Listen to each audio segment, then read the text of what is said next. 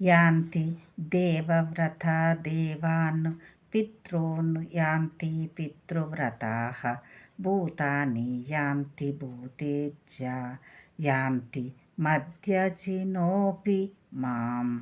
25వ శ్లోకము. నవమోధ్యాయః రాజవిద్యా రాజగుహ్య యోగః. తాత్పర్యము: దేవతలను పూజించువారు దేవలోకములను చేరుదురు. పితరులను సేవించువారు పితృలోకములకు వెళ్ళుదురు. భూత ప్రేతములను అర్చించువారు భూత ప్రేత రూపములను పొందుదురు. నన్ను ఆరాధించు భక్తులు నన్నే పొందుదురు.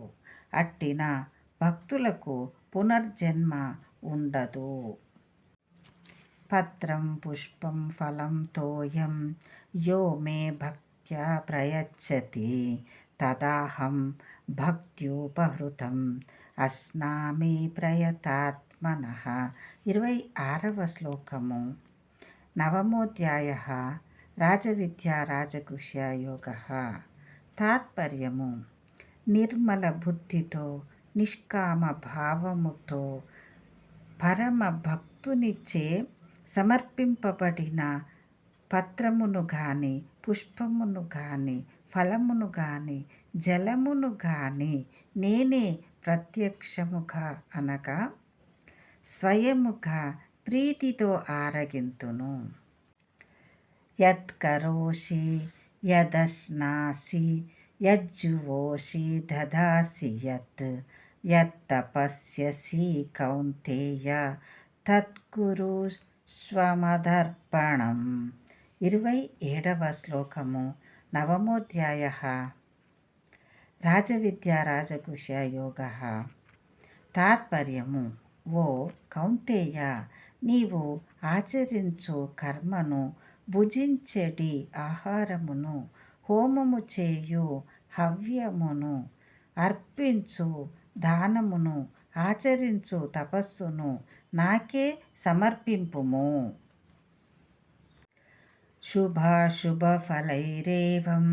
మోక్ష్యసే కర్మబంధనైః సన్యాసయోగయుక్తాత్మా విముక్తో మాముపైష్యసి. 28వ శ్లోకము. నవమోధ్యాయః రాజవిద్యా రాజగుహ్య యోగః. తాత్పర్యము: ఈ విధముగా సన్యాస యోగమునందు స్థిర చిత్తుడవై అనగా సమస్త కర్మలను భగవంతుడనైన నాకే సమర్పించి శుభాశుభ ఫల రూప కర్మబంధముల నుండి ముక్తుడవయ్యెదవు. పిదప నన్నే చేరగలవు.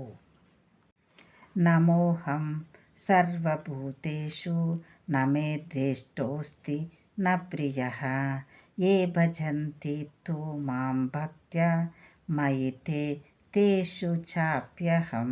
29వ శ్లోకము. నవమోధ్యాయః రాజవిద్యా రాజగుహ్య యోగః. తాత్పర్యము: నేను సకల భూతముల అనగా ప్రాణుల యందును సమభావముతో వ్యాపించియుందును. నాకు అప్రియుడు గాని ప్రియుడు గాని ఎవ్వడునూ లేడు. కాని నన్ను భక్తితో భజించువారు నాయందే యుందురు. నేనును వారి యందు ప్రత్యక్షముగా ఉందును. అపి చేత్ సుధురాచారో భజంతే మామనన్యభాక్ సాధురేవ స మంతవ్యాః సమ్యగ్వావసితో హి సాః. 30వ శ్లోకము. రాజవిద్యా రాజగుహ్య యోగము. నవమోధ్యాయః. తాత్పర్యము: మిక్కిలి దురాచారుడైనను అనన్య భక్తితో నన్ను భజించినచో అతనిని సత్పురుషునిగానే భావింపదగును. ఏలనన యథార్థముగా అతడు నిశ్చయ బుద్ధి గలవాడు అనగా పరమాత్ముని సేవించుటతో సమానమైనది మరి ఒకటి ఏదియును లేదని గట్టిగా నిశ్చయించుకొనినవాడో. క్షిప్రం భవతి ధర్మాత్మా శాశ్వచ్ఛాంతిం నిగచ్చతి కౌంతేయ ప్రతిజానీహి నమే భక్తాః ప్రణశ్యతి. 31వ శ్లోకము. నవమోధ్యాయః. రాజవిద్యా రాజగుహ్య యోగః. తాత్పర్యము. కౌంతేయ, అతడు శీఘ్రముగా ధర్మాత్ముడగును, శాశ్వతమైన పరమ శాంతిని పొందును. నా భక్తుడెన్నడును నష్టమునకు గురిగాడు అను విషయమును నిశ్చయముగా ఎరుంగుము.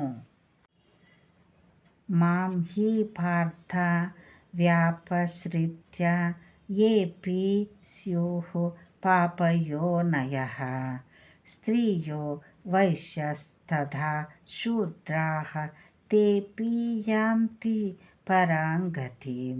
32వ శ్లోకము. నవమోధ్యాయః. రాజవిద్యా రాజగుహ్య యోగః. తాత్పర్యము. ఓ అర్జున, స్త్రీ, వైశ్య, శూద్రులను అట్లే చండాలాది పాపయోనులును నన్నే శరణు పొంది పరమగతినే పొందుదురు. కిం పునర్బ్రాహ్మణః పుణ్య భక్త రాజఋషయస్తథా అనిత్యమసుఖం లోకం ఇమం ప్రాప్య భజస్వ మాం. 33వ శ్లోకము. నవమోధ్యాయః. రాజవిద్యా రాజగుహ్య యోగః. తాత్పర్యము. ఇక పుణ్యాత్ములైన బ్రాహ్మణులును రాజఋషులును భక్తులును నన్ను శరణు పొందినచో వారు పరమపదమును చేరుదురని చెప్పవలసిన పనియే లేదు. ఈ మానవ శరీరము క్షణభంగురము, సుఖరహితము అయినను దుర్లభము కనుక దీనిని పొంది నిరంతరము నన్నే భజింపుము. మన్మనాభవ మద్భక్తో మద్యజీ మాం మనస్కురు మామే వైశ్యాసి యుక్త్వైవం ఆత్మనాం మత్పరాయణః. 34వ శ్లోకము. నవమోధ్యాయః. రాజవిద్యా రాజగుహ్య యోగః. తాత్పర్యము. నా యందే నీ మనస్సును లగ్నము చేయుము, నా భక్తుడవు కమ్ము, నన్నే పూజింపుము, నాకు నమస్కరింపుము.